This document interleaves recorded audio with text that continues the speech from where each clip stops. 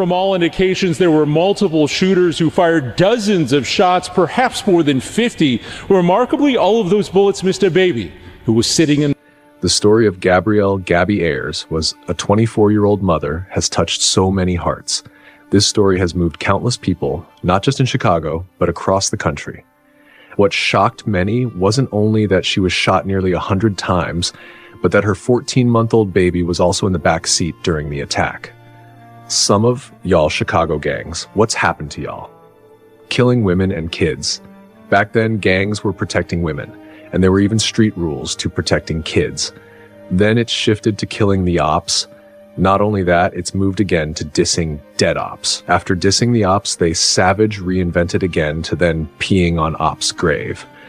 After they decide that was not enough, ruthless, then move to the point of shooting even the funerals so the mourners can't bury the loved ones. But now, killing women and kids, it's really out of line. Let's make assumptions that individual is an op, picking kids from school, killing that person like we've seen with this young, innocent, beautiful woman whose name, Gabrielle "Gabby" llers. This story somehow reminded me of Ambriana Collins, well known in the streets of Southside Chicago as a Chicago backdoor queen, and also this story remind me of Jaro City Booby. Both were killed in saddest way, especially as women with kids trying to make it in life based on rumors in the streets, which always spread like virus. It looks like we can't be collecting kids from daycare center or bury loved ones no more, because the shooters are hunting women and kids.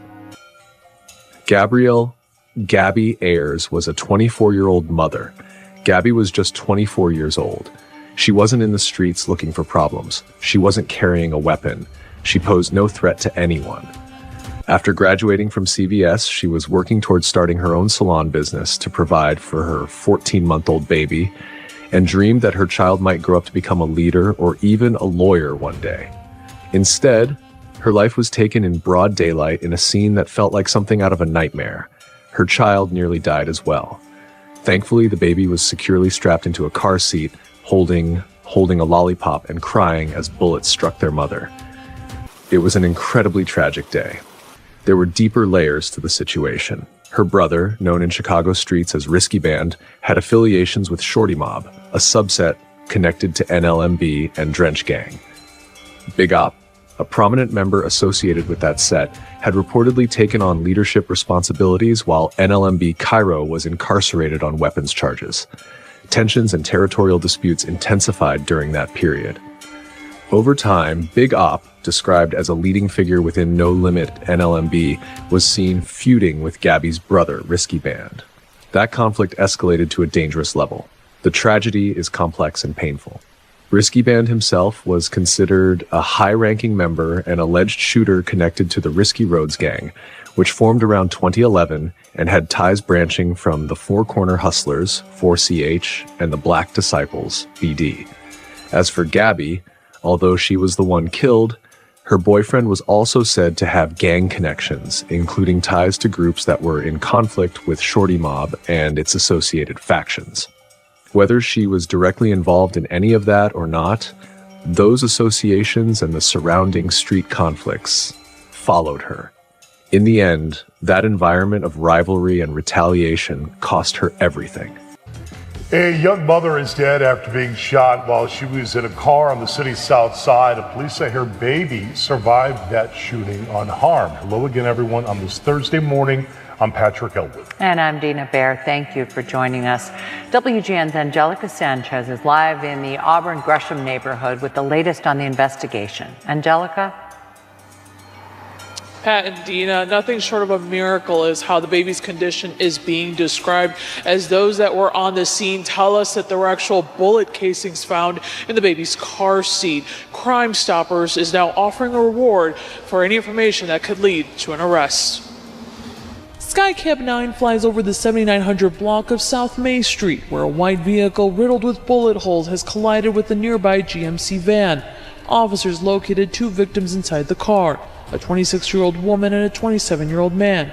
The female victim was struck multiple times and passed away from her injuries, while the male victim is expected to survive. It's like something out of a war zone. The female victim is identified as 26-year-old Gabrielle Ayers. Cook County Crime Stoppers is offering a $10,000 reward for information that leads to the person or persons responsible for her murder. Multiple people pulled over or ran over to try and help them. To everyone's shock, the victim's daughter, a baby girl, was located unharmed in her car seat. It's a miracle with all the gunshot wounds on that car on both sides and all the shooting that took place, that baby was spared and nothing. God must have a plan for that baby. The shooting unfolded not far from St. Sabina Church and their nearby food pantry. Leo High School is also in close proximity. Father Michael Flager says he was there too and has also seen videos circulating on social media showing more than one shooter targeting the car. He says the shooters have no soul. These guys just coming out with all the long guns, just shooting. I mean, there were bullets, casings all over the street. It was just absolutely ridiculous. I mean, it was obviously, I don't know what the origin of this was, but they were obviously after this car and the people in it. But, you know, whether they knew or not knew a baby was in the back seat, they didn't care. They were just going to shoot wildly at this car and end up killing a young mother. With broken glass and fragments of metal, yet the child strapped securely into a car seat was spared. Witnesses described seeing the baby crying in shock, clutching a small lollipop surrounded by devastation. That image, an innocent child sitting amid the aftermath of dozens of gunshots, has left an imprint on everyone who saw it. Police have described the attack as targeted and deliberate. Investigators from the Chicago Police Department's Area 2 began canvassing the area immediately, reviewing surveillance footage from nearby homes and businesses, and speaking with witnesses who might have seen the shooters approach or flee. Evidence markers lined the pavement, each one representing a bullet casing. Silent testimony to the intensity of the ambush. As of now, no arrests have been announced and the investigation remains ongoing. The tragedy has drawn additional attention because of underlying street tensions. Roughly a month prior to the shooting, Risky Bands had publicly disrespected Big Op, a figure associated with No Limit, through social media. The exchange did not end there. Big Op reportedly responded with remarks aimed directly at Risky Bands and the Risky Roads set. Risky Roads, formed around 2011 with ties to factions connected to the Four Corner Hustlers and the Black Disciples, has built rivalries across different parts of Chicago. There have reportedly been previous attempts on Risky Bands' life, highlighting how volatile those conflicts have become. Within weeks of that online back and forth, tensions escalated. And now, the deadly shooting at 79th and May has left many questioning whether those disputes spilled beyond their intended targets. Authorities have not publicly confirmed motives, but community members are drawing their own painful conclusions. For longtime residents, this incident reflects a troubling shift in the culture of street conflicts. In past decades, there were unwritten codes, lines that were not supposed to be crossed. Women, children, and elders were often considered off-limits. Even among rivals, certain boundaries existed. Today, many feel those boundaries have eroded. The killing of a young mother in the middle of the day with her baby in the car feels like proof of how much has changed. What makes this tragedy even heavier is the ordinary nature of the moment it interrupted. It wasn't late at night. It wasn't in the middle of an altercation caught on camera. It was early afternoon when people were going about their daily responsibilities. A mother was in a car with her child. A routine drive turned into a fatal encounter in seconds. Now, a family is grieving. A child will grow up without a mother. A community is left shaken, replaying the sounds of gunfire and the sight of shattered glass. Questions remain unanswered, suspects remain at large, and the emotional weight of what happened lingers heavily over Auburn Gresham. What began as a normal day ended in irreversible loss. One life taken, one wounded, and one innocent child left to carry the silent memory of a violence no family should ever have to endure. The collision with the SUV only intensified the turmoil of an already violent scene. The driver of the struck vehicle chose not to seek medical attention, But witnessing that level of gunfire in broad daylight is the kind of shock that lingers long after the moment passes. Within minutes, the intersection was flooded with flashing police lights, yellow tape stretching across the block, and stunned residents standing at a distance, trying to understand how their afternoon had unraveled so suddenly. As details began to surface, the situation revealed deeper and more complicated layers. The young woman who lost her life was later identified as the sister of a local rapper known as Risky Bands. In certain neighborhoods and circles, that association carries significance. Risky Bands has ties to Risky Road, an area reportedly involved in long-running rivalries with other groups across the city. Over time, those disputes have played out not only on the streets, but also across social media platforms, where exchanges, insults, and taunts can quickly inflame already fragile tensions. For some observers, that connection immediately raised questions about motive. In environments where affiliations matter and loyalty is everything, relatives of well-known figures can sometimes become vulnerable. Rob and Judy, there was a lot of gunfire at this scene. More than 50 shots were fired based on the number of evidence markers that we're seeing here on the ground. And we are told that there was a baby in the back seat of the victim's vehicle who fortunately was not hurt. The shooting happening around 1:30 this afternoon near 79th and May Street in the Auburn Gresham neighborhood. Police say a 26-year-old woman and a 27-year-old man were inside a white Chevy sedan when they were hit by gunfire.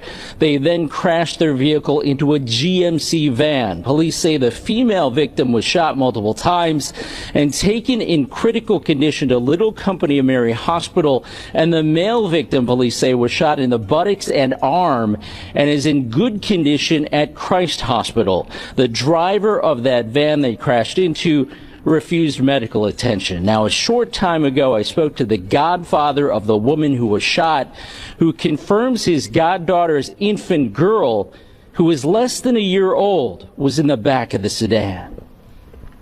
And there's a baby in the car.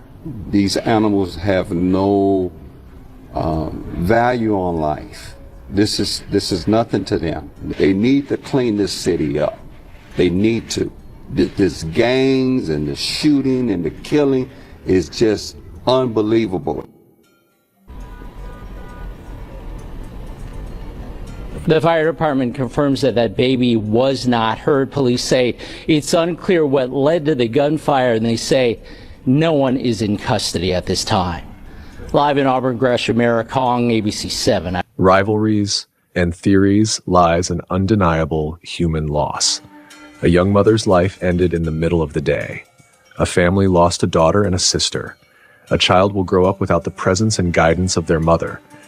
And a neighborhood already grappling with cycles of violence has been forced to confront another painful chapter. The proximity of the shooting to St. Sabina Church adds a layer of symbolism that has not gone unnoticed. For years, St. Sabina has been recognized as a hub for anti-violence advocacy and community outreach.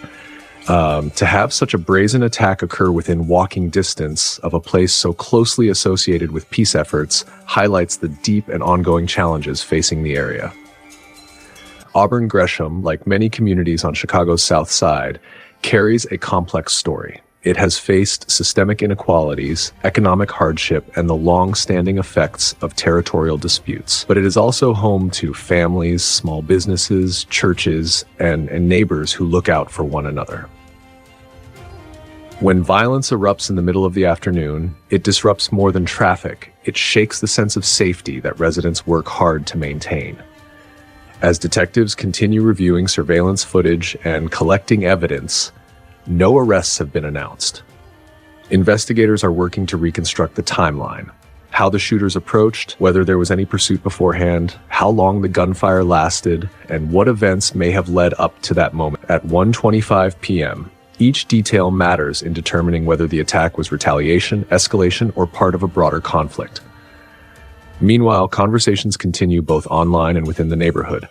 Law enforcement has urged patience, emphasizing that motive cannot be confirmed without thorough examination of communications, affiliations, and forensic evidence. Until official conclusions are reached, much of the discussion remains speculation, layered over a very real and painful loss.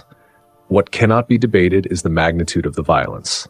Dozens of shell casings scattered across pavement, a vehicle pierced repeatedly by bullets, a crash in broad daylight, a woman dead, a man wounded, a baby spared by what feels like inches and fate.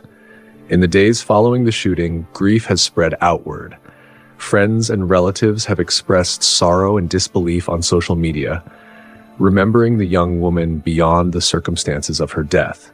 Community members have openly questioned the reasoning behind firing into a car that contained a child. Even in environments shaped by rivalry, many believe that the presence of an infant should represent an unbreakable boundary. The emotional aftermath extends far beyond the crime scene. Trauma does not fade when sirens quiet down and police tape is removed. It lingers in households where families struggle to explain what happened. It lingers in witnesses who replay the sound of gunfire in their minds. It lingers in a child whose life has been permanently altered, even if the memory of that day never fully forms. The shooting at 79th and May has become another stark reminder of how personal relationships, public disputes, social media exchanges, and long-standing rivalries can intersect with devastating consequences. In communities where reputations and affiliations carry weight, family members are sometimes viewed as extensions of one another, increasing their vulnerability during conflicts. The young woman's connection to risky bands has been widely discussed for that reason. In areas where rivalries are deeply rooted, relatives of prominent figures can become entangled in disputes, whether directly involved or not. It has been suggested that her relationship to her brother may have placed her in a precarious position. At the same time, she was her own individual, navigating her own path. Some sources indicate she had been active on social media, participating in exchanges that included comments about deceased individuals. Within street culture, actions that may seem minor to outsiders can carry significant weight and potentially intensify existing tensions. Still, at the center of all these layers is something painfully simple: a life lost too soon. An ordinary Wednesday transformed into a family's worst nightmare, and a community left waiting for clarity, for accountability, and for the hope that one day tragedies like this will no longer feel like a recurring headline. The young woman's boyfriend is reported to have affiliations with BOG, a street group that, along with Risky Road and several other factions, has been involved in ongoing conflicts across Chicago. When examining these relationships together, it becomes clear that they create a layered and complex network of connections. Gabrielle Llers, the young woman tragically killed in the shooting, was not only the sister of Risky Bands, a figure widely recognized in certain local circles, but she was also connected indirectly to BOG through her boyfriend. In neighborhoods where alliances, loyalty, and affiliations carry significant weight, this combination may have increased her visibility as a potential target. Initially, many observers assumed that the attack was directed solely at her boyfriend. That assumption seemed reasonable given the nature of his affiliations and previous disputes linked to BOG.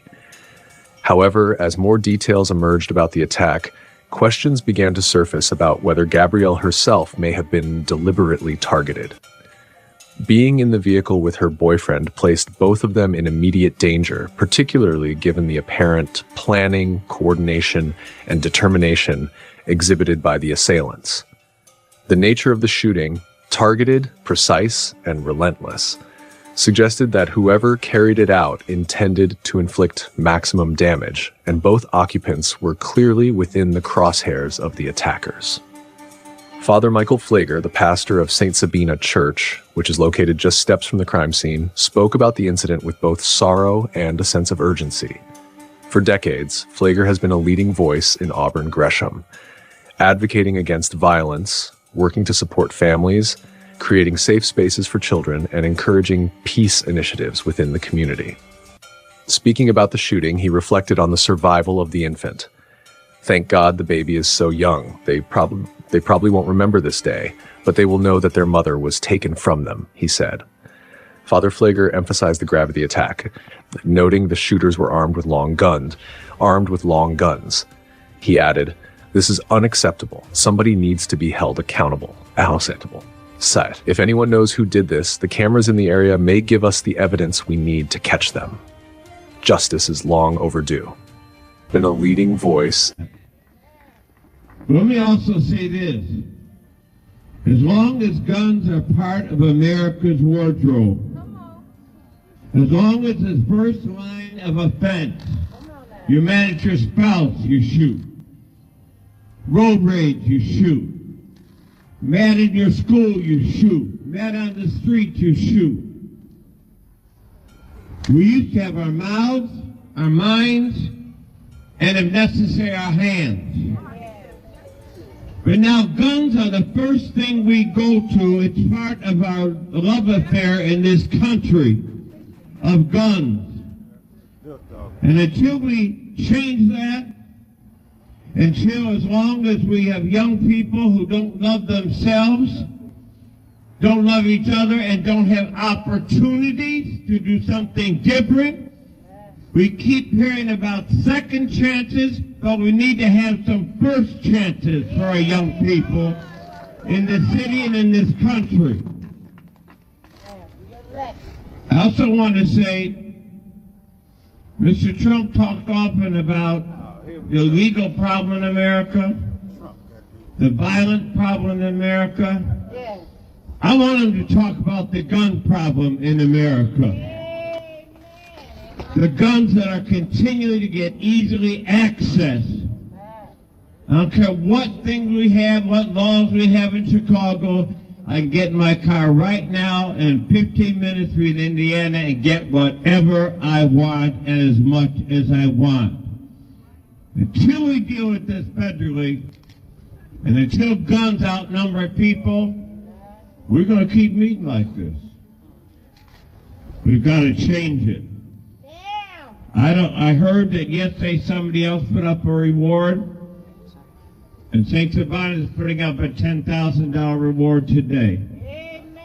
We want to understand, for those that know something, and somebody always knows something. Oh, yeah. Unfortunately, these folks that go out and shoot and don't care about anybody, tell them, they brag about it. Somebody knows. Somebody recognizes them. Somebody knows what's going on. Dr. King said, the moment we become silent about things that matter, we begin to die. Yeah. So to those that know, don't die. Tell it. Don't be silent. Don't sit back, because if you do, then you are a co-conspirator to everything that they do. And if they shoot here, they're going to shoot anywhere, and they may shoot you. Amen. So why don't you become part of the solution and break your silence and tell us what you know. I pray that you get convicted. If you know somebody, and you know who did it, I pray you don't sleep. You can't close your eyes, you can't get rest until you come forward. A mother was killed here. And I'm tired of black women being killed and disappearing in this country. I'm tired of black women being shot in this country. So don't let this continue to happen. Keep remembering that baby is going to raise up and one day have to be told what happened to her mama. And probably have to look at that video one day and see the horror of how it happened. And then have to try to process that. Residents, local activists. His words underscored the seriousness of the incident while also highlighting the community's desire for accountability and closure. Kirk Bell, Gabrielle Ayers' godfather, also spoke publicly, expressing grief, outrage, and disbelief. "What's the purpose of shooting at a car when you know there's a child inside?" he asked. Bell's words captured the incomprehension many feel about such brazen violence, particularly when innocent children are involved. It doesn't make any sense. These are animals. They have no value for life. There are gangs, shootings, and killings happening every day in this city. It's just unbelievable. My goddaughter's baby survived physically, but the emotional scars will never heal completely. Bell's statement reflects not only the personal anguish of the family, but also a broader frustration felt throughout the neighborhood regarding the normalization of gun violence.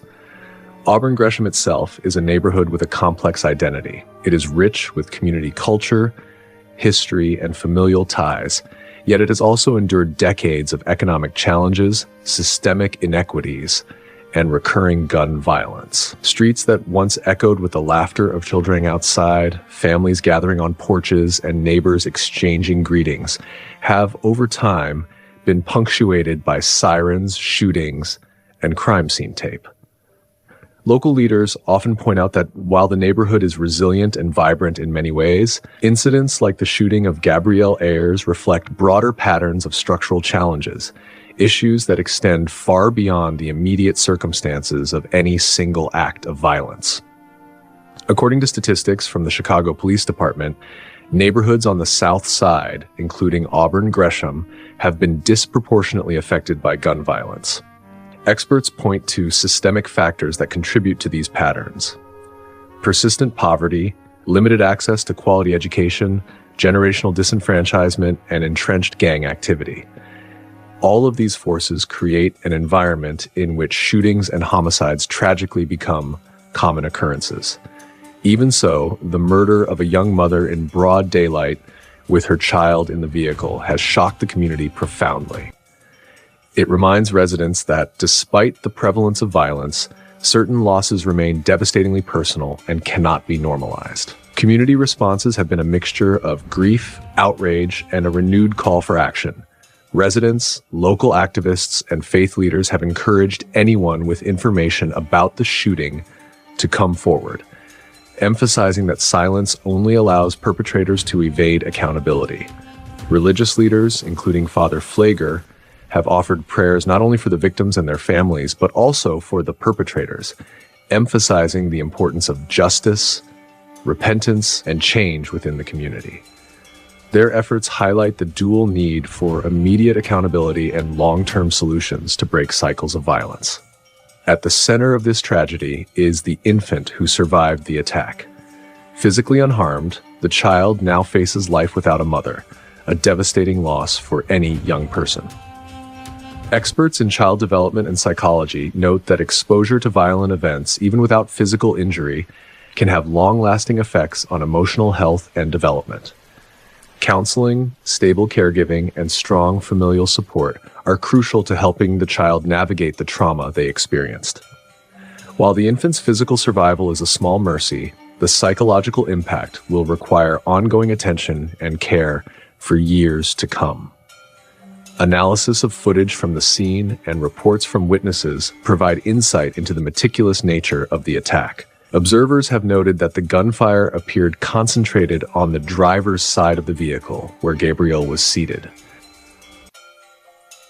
Accounts suggest that the assailants approached from a side street with precision, executing a coordinated attack that involved multiple shooters in strategic positions.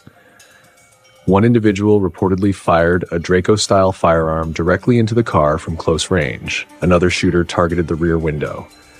A third, positioned across the street, fired from a distance. The organization, focus, and volume of gunfire indicate a deliberate, planned attack rather than a random or impulsive act of violence. From the perspective of street dynamics, the shooting demonstrates a deep awareness of the vehicle's occupants and their positions. Some observers believe the shooters may have followed the car or waited for the most opportune moment to strike, indicating premeditation. The attack appears designed to inflict maximum harm, either as retaliation, intimidation, or a message to rival factions. In certain neighborhoods, sending messages through violence is tragically commonplace, where perception, reputation, and territorial influence often drive decisions as much as personal grievances. It is widely believed that both Gabrielle and her boyfriend may have been potential targets due to their affiliations and relationships. In circumstances where multiple individuals connected to rival factions are present together, attackers often do not discriminate, treating both as valid targets. The heavy volume of bullets and the strategic manner in which the gunfire was directed indicate that the assailants intended to ensure the outcome. They displayed a level of coordination and intent that goes far beyond a spontaneous or reactive act. Risky Band's Gabrielle's brother has publicly expressed his grief over her death. The loss of a sibling in such violent and senseless circumstances is devastating under any situation, but for someone already entangled in ongoing rivalries, the emotional complexity deepens. Friends and family have reported that he has turned to social media to express his sorrow, while also navigating the tensions that surround his own affiliations and ongoing disputes. His response reflects the profound personal impact of the loss, as well as the broader consequences of violence that intersects with public visibility and street dynamics. Amid all of these layers of context and speculation, the human tragedy remains clear. The vehicle contained a young mother, her boyfriend, and a baby. The sheer number of rounds fired and the proximity of gunfire put all three occupants at extreme risk. The survival of the infant is remarkable, with many describing it as miraculous, yet physical survival does not erase the trauma experienced. Witnesses recall the baby sitting in the back seat, visibly shocked and clutching a small lollipop, surrounded by the aftermath of chaos and destruction. This incident also underscores the intersection between social media activity and real-world consequences. Gabrielle's online presence, including engagement in diss tracks, exchanges, and comments directed at deceased individuals, may have increased her visibility within rival factions, thereby heightening her vulnerability. In certain communities, online interactions carry tangible weight, and what may appear trivial or performative to outsiders can escalate into serious real-world conflict. The shooting at 79th and May highlights the potential for rapid escalation when digital activity intersects with long-standing street dynamics. Despite the complex web of potential motives, affiliations, and rivalries, the essence of the tragedy is stark and undeniable. A young mother lost her life, a man sustained serious injuries, an infant experienced trauma that will leave a permanent imprint. Motives may provide context, but they do not diminish the human cost. The family grieves, the community mourns. The neighborhood is reminded once again of the harsh realities of gun violence. Law enforcement continues to investigate. Detectives are reviewing video footage, interviewing witnesses, and attempting to establish the sequence of events leading up to the shooting. Identifying the perpetrators and determining motive remain high priorities. Authorities have stressed the importance of public cooperation. While speculation and online commentary continue, investigators emphasize that only careful analysis of evidence will lead to accountability. For Auburn Gresham, the loss of Gabrielle Llers is a painful illustration of how fragile life can be. Families, neighbors, and community leaders grapple with grief, fear, and the ongoing consequences of gun violence. Support efforts for the surviving child and family have been mobilized through prayers, donations, and counseling programs offered by local organizations and faith-based groups. The tragedy surrounding the death of Gabrielle Llers has reignited urgent calls for broader change throughout the community and beyond. People who work closely with neighborhoods affected by violence are emphasizing the need for concrete solutions to prevent such heartbreaking events in the future. They point to the importance of programs specifically designed for youth, including safe spaces for recreation, mentorship opportunities, and educational support that can provide alternatives to life on the streets. These programs are seen not just as activities, but as lifelines that can help young people avoid being drawn into gangs or criminal activity. Alongside youth programs, advocates are calling for stronger social services to support families facing economic hardship, trauma, or unsafe living conditions. Social workers, counselors, and community organizations play a critical role in ensuring that families are connected to resources that can help them navigate challenges before they escalate into violence. Preventing gang recruitment is another major priority, as many experts believe that stopping young people from becoming involved in organized crime is essential to reducing the cycle of retaliation and shootings that plague neighborhoods like Auburn Gresham. While law enforcement continues to investigate the shooting and work to identify and apprehend those responsible, community leaders stress that policing alone cannot prevent tragedies of this magnitude. Long-term solutions require a combination of community engagement, social programs, and sustained support for families. Leaders in the area have repeatedly stated that reducing gun violence is not just about arrests. It is about building trust, providing alternatives, and addressing the systemic issues that allow violence to persist. Amid the heartbreak and the ongoing grief, the community continues to honor Gabrielle Llers for the life she lived and the love she gave. She was a devoted mother, a vibrant and energetic young woman, someone who had hopes and dreams for herself and her child.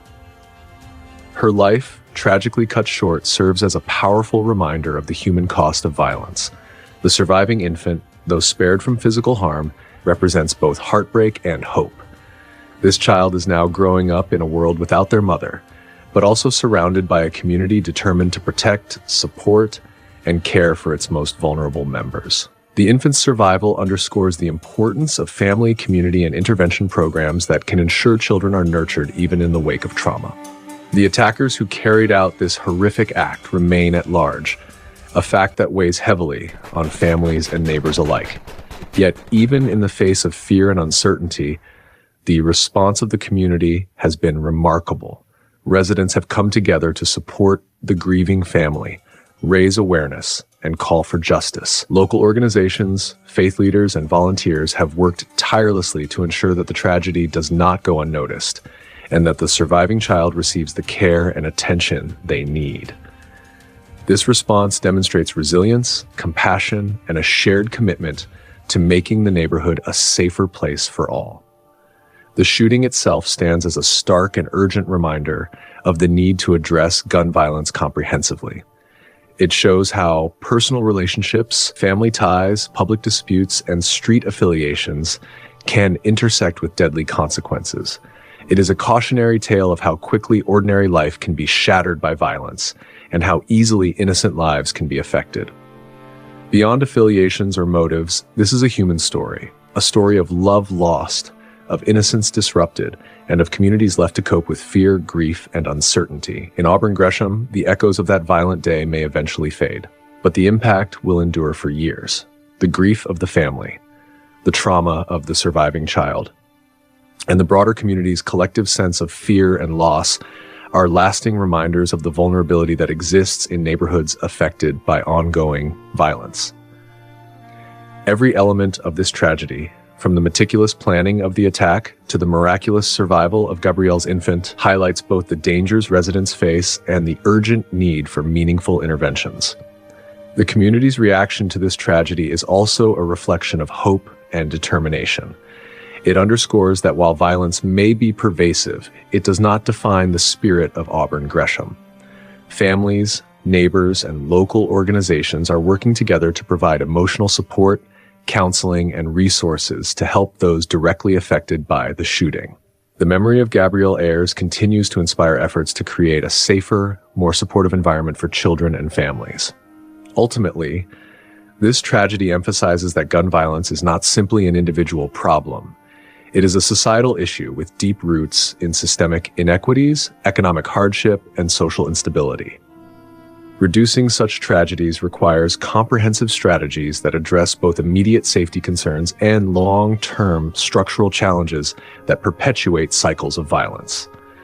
The death of Gabrielle Llers, the survival of her infant, and the trauma endured by the family and community serve as a call to action for all who care about the future of neighborhoods like Auburn Gresham. This story reminds us that every act of violence leaves behind more than statistics. It leaves behind families torn apart, children growing up without parents, and communities struggling to heal. It emphasizes the urgency of creating interventions that prevent violence before it happens and support those left behind when tragedy strikes. Gabriel Llers' life and death are a powerful testament to the human cost of gun violence and a call for systemic change, community support, and long-term solutions that can save lives and protect the next generation.